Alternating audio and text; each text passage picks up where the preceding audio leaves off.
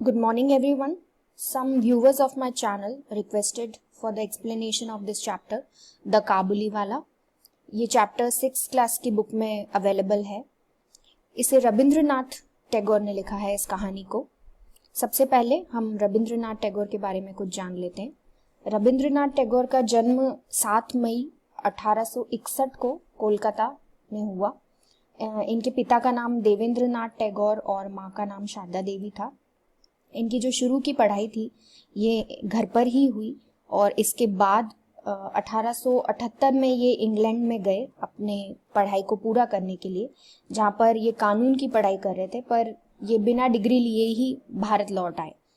फिर इन्होंने जब देखा यहाँ के लोगों को, यहाँ की फैमिलीज को, इंडिया को, और इन्होंने बहुत ही एक क्लोज कनेक्शन उन लोगों के साथ महसूस किया. ये जो रविंद्रनाथ टैगोर थे, ये साहित्य में इन्होंने जो बंगला साहित्य था उसमें बहुत ही ज़्यादा इन्होंने नई जान डाल दी. और ये एकमात्र कवि थे जिनके 2 रचनाएं जो हैं वो 2 देशों का राष्ट्रगान बनी. एक तो भारत का राष्ट्रगान है जन गण मन, और बांग्लादेश का राष्ट्रगान आमार सोनार बांग्ला. ये इन्हीं की रचनाएं हैं. इन्होंने नोबेल प्राइज जीता लिटरेचर में 1913 में, क्योंकि इनकी जो रचनाएं होती थी काफ़ी सेंसिटिव, काफ़ी खूबसूरत और काफ़ी फ्रेश होती थी.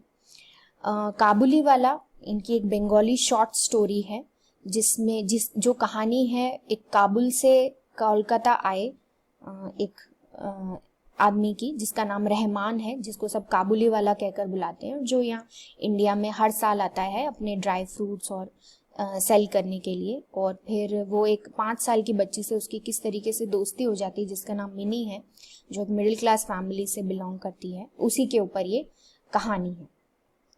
तो हम देखते हैं आगे इस कहानी को. तो इसके जो मेन पात्र हैं इस कहानी के वो हैं मिनी, मिनी के फादर, मिनी की मदर, यानी मिनी की फैमिली काबुलीवाला, जिनका नाम रहमान है इस कहानी में. ये कहानी जो है ये मिनी के फादर के पर्सपेक्टिव से है, वो ये कहानी को प्रेजेंट कर रहे हैं. मैंने इस कहानी को शॉर्ट में एक समरी में लिखा है, आप इसे बुक में पूरी तरीके से रीड कर सकते हैं. तो जो मिनी है वो एक 5 साल की छोटी बच्ची है जिसे बहुत बातें करना, इधर उधर खेलना कूदना बहुत ज़्यादा पसंद है.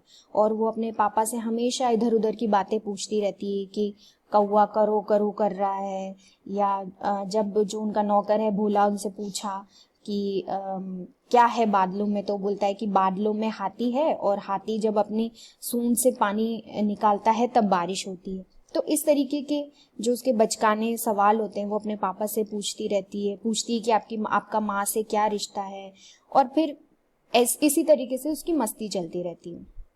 तो एक दिन क्या होता है कि स्ट्रीट पर एक आदमी बाहर से गुजर रहा होता है. वो अपनी खिड़की से देखती है और खिड़की से चिल्लाती है काबुली वाला करके. वो आदमी वहां से गुजर रहा होता है.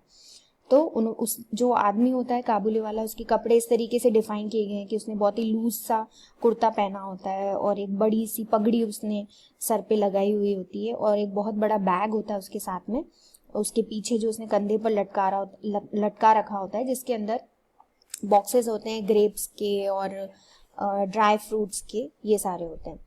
तो जब काबुली वाले की नज़र पड़ती है मिनी की तरफ तो उसकी तरफ देखता है, और लेकिन मिनी जब काबुली वाले को देखती है तो वो डर के अपने पापा के पीछे छुप जाती है, क्योंकि उसे बहुत अजीब सा लगता है काबुली वाले को देखकर, उसके कपड़े देखकर, उसकी स्माइल को देखकर. तो जो मिनी के पापा होते हैं वो कुछ चीज़ें उससे खरीदते हैं, बातें करते हैं. तब तक मिनी अपने डर के मारे पीछे खड़ी रहती है अपने पापा के.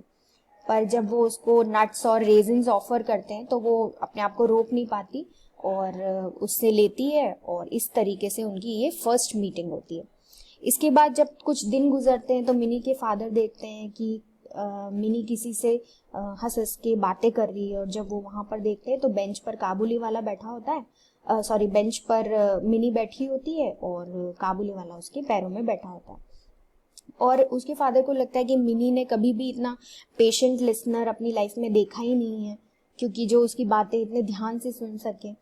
तो उसे लगता है कि चलो ठीक है, वो उससे बातें करने वाला कोई से मिल गया है, काबुली वाला जो कि है.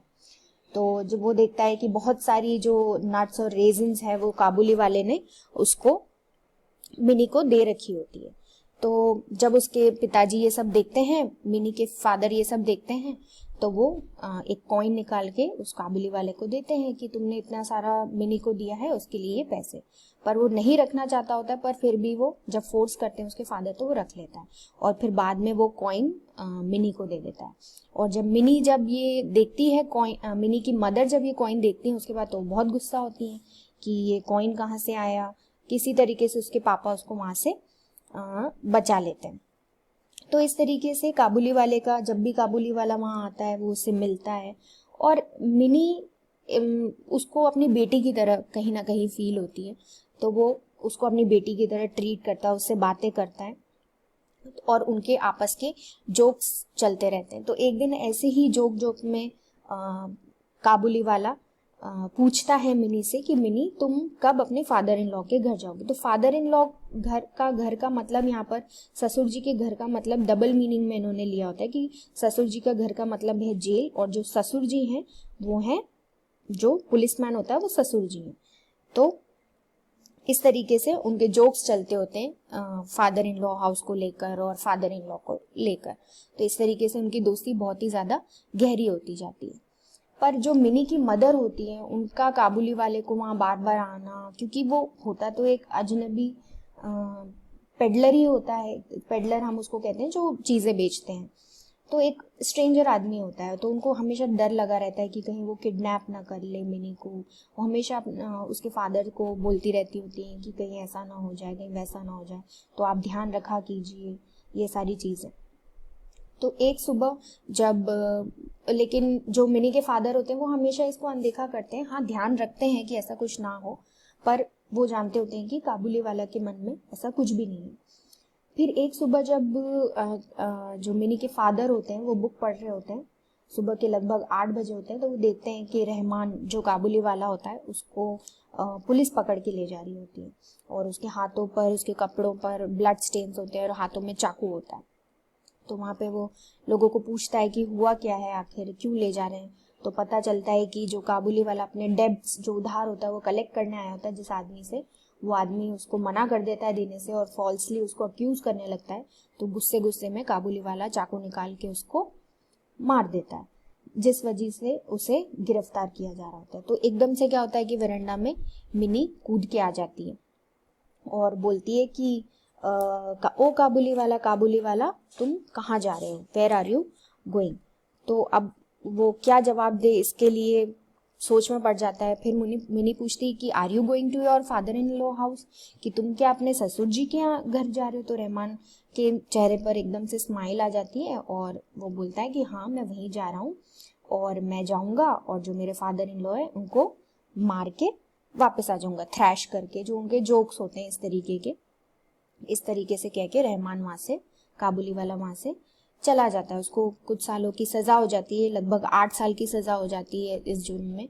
और मिनी भी बड़ी हो जाती है, वो she completely forgets about his childhood friend, completely उसके बारे में भूल जाती है जैसे जैसे उसके नए दोस्त बनते जाते हैं।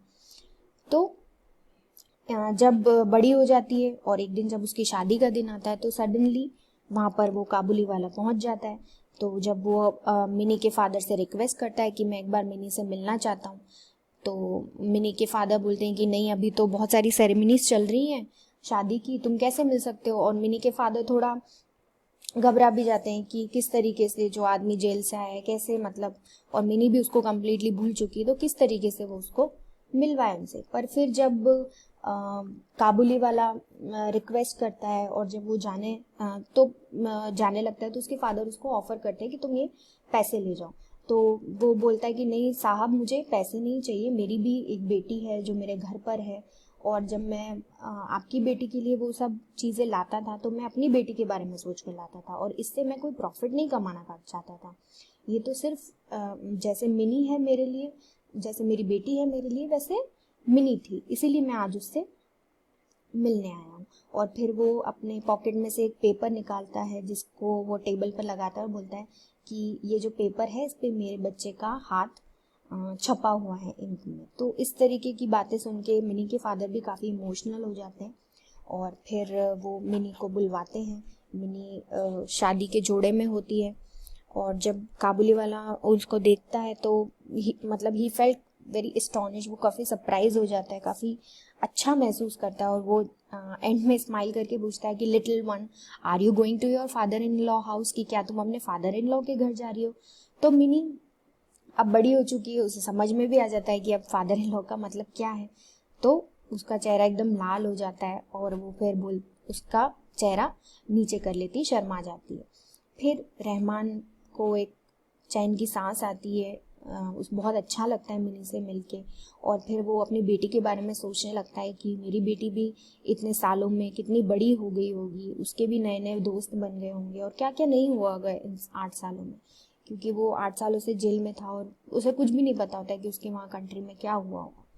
ये सब देखकर मिनी के फादर काफ़ी इमोशनल हो जाते हैं और फिर वो अपने जेब से बैंक नोट निकालते हैं और रहमान को देते हैं, काबुली वाला को, और बोलते हैं कि अब तुम खुशी खुशी अपने घर जाओ और अपनी बेटी से मिलो और अपने कंट्री को वापस लौट जाओ। और फिर शादी की शहनाइयाँ बजने लगती हैं, तो उसके फादर उन मेमोरीज में खो जाते हैं कि एट लास्ट जो इतने सालों से बिछड़े हुए जो पिता हैं अपनी बेटी से, अपने बच्चे से, वह फाइनली अपनी बेटी से मिल पाएंगे। Okay, so this is the summary of the poem. Thank you so much.